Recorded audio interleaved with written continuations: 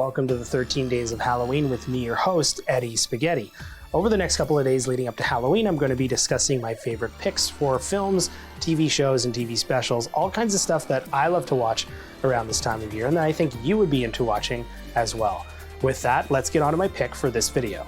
Once Bitten, 1985, directed by Howard Storm, written by Jonathan Roberts, David Hines, Jeffrey House, and Dimitri Villard, starring Jim Carrey, Lauren Hutton, and Karen Kopitz. Once Bitten.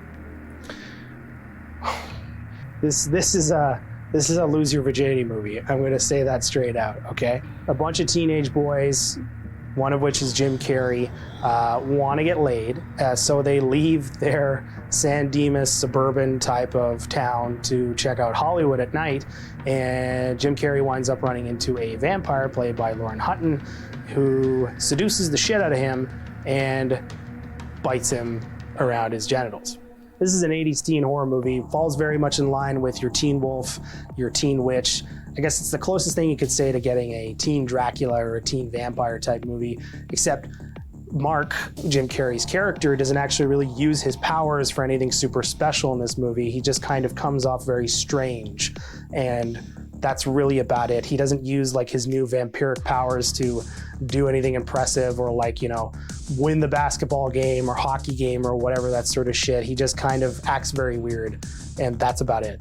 Now, the most interesting thing about this movie is the fact that this was made before Jim Carrey was actually famous, worldwide famous. He is the lead in this film. Technically, I guess he kind of co-shares that with Lauren Hutton, who is a lot more of a notable name than he was at the time. But it's very fascinating, though, that he is the lead in this movie, despite the fact that it would probably be at least, I think, 6 years until he would do Ace Ventura and actually become a bona fide fucking star. So it's very strange to see him in this role so early in his career at the point in time where he really wasn't like very well known whatsoever. He's very much just like some random funny-ish kind of guy in this movie. And it's funny though, because in this film there are elements where we see that Jim Carrey show up, but for the majority of the movie he's very well restrained. He does a lot of physical stuff in it. No, don't get me wrong, he does a lot of physical stuff in this, especially in points where there's like a huge dance sequence, which is just fucking amazing. But he doesn't do a whole lot of his Jim Carrey-esque kind of goofy faces and actions kind of stuff. There's one point in the movie where he does a De Niro impression, which kind of is something that, like, I think he used to do that as part of his stand-up, and I'm very sure he incorporated into the movie. In fact, I feel like there's a lot of stuff here that he probably improvised, and the director was like, yeah, that's awesome, like, let's put it in the movie. But again, this is not the Jim Carrey that we all kind of eventually learned about and discovered. This is a very more laid-back, quirky, I'm a goofy guy, but not super like he's not the cartoonish Jim Carrey that we would all love.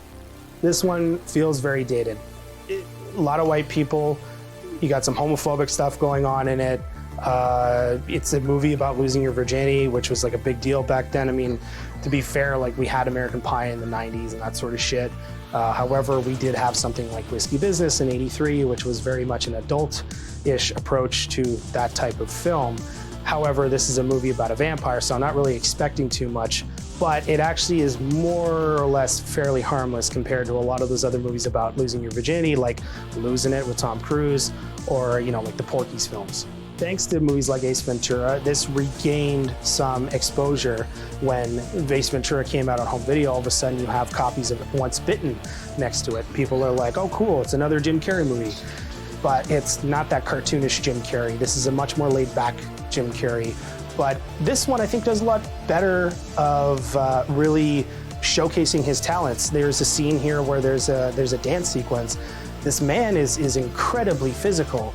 And you kind of stop to think at one point, like, holy shit, like he could have been like a really good, like professional dancer or something like that. Like this guy's fucking talented. And I caught it on home video as well. My grandparents bought it when they were buying, you know, Dumb and Dumber and Ace Ventura and that sort of stuff. They saw this movie, picked it up, and we would watch it, but I would have been like 4 or 5 at the time. I had no idea what the fuck the movie was about. I just thought it was about vampires. It wasn't until I was older when I finally saw it again, and I was like, holy shit, that entire film was just about getting laid. I don't know what the fuck I was thinking back then. I just thought it was like, oh, well, he's turning into a vampire. They have to stop it or whatever. Once Bitten, fairly harmless vampire lose your virginity movie.